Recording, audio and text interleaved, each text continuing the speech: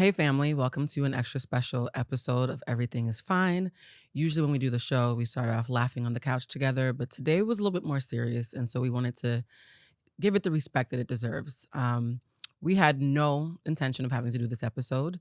However, due to certain false narratives that have been spread recently, we felt it was the morally and socially responsible thing to finally clear the air and set the record straight. So today, we're going to be talking about the end of the See the Thing Is podcast, and we are going to let my very good friend Bridget Kelly tell the truth in her own words. So yeah, Bridget, thank you for doing this today. You're such a journalist. I was sitting here like, oh my God. Oh, it's not, I mean, it's serious, but you know. It is, yeah. Game face. Okay, serious face. So we promised that we were never going to do this. And I didn't want to do this. Here we are. I didn't want to do this. Look at us, Paul Rudd. Look at us. Look at us. Who would have thunk it? Not me. And I feel like everybody who's watching this, because we are going to release the first couple of minutes on YouTube to be clear Sure. about what this episode is and isn't. Yeah. I want the tone to be that we're still emotionally intelligent people who do not like unnecessary mess.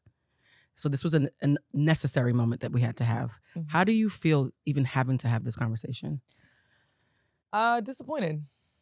I think disappointed has been the probably the strongest emotion around this entire situation. And it's unfortunate because I was hopeful. I know I said I was leaving the kumbaya shit behind, but I was hopeful that we could have really been, I'm not even gonna say amicable, I'm gonna say respectful. Yeah. I was really hoping that we could have been respectful about the way that things have been handled in the wake of the ending and the announcement of the ending of the show. But hurt too, because I just feel like a lot of shots have been taken at me unprovoked. And so yeah, I'm not a person, I've said it a million times, I don't match energy on the internet because that energy is never the same in real life.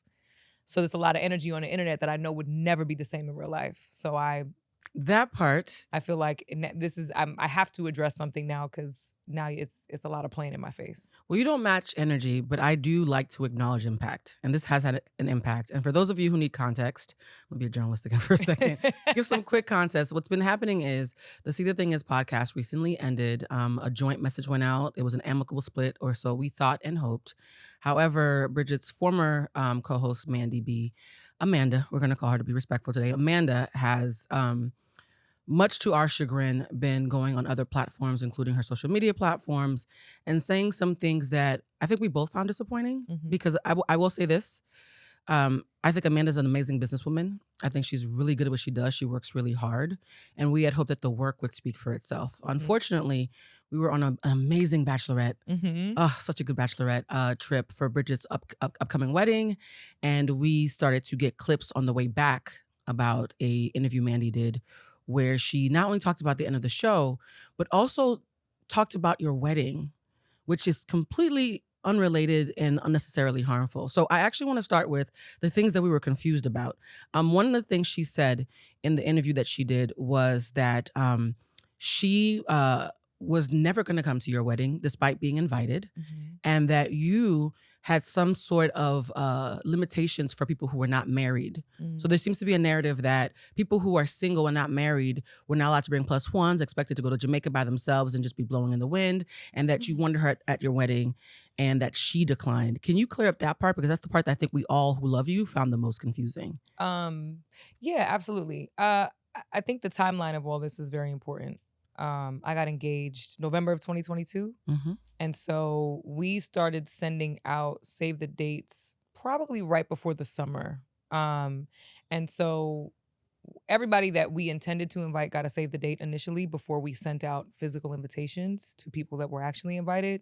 Amanda was never sent a physical invitation. Amanda was never invited to my wedding. She was sent a digital save the date with the intention of receiving an invitation, and unfortunately showed her ass between the time the save the date went out and the time the physical invitation went out.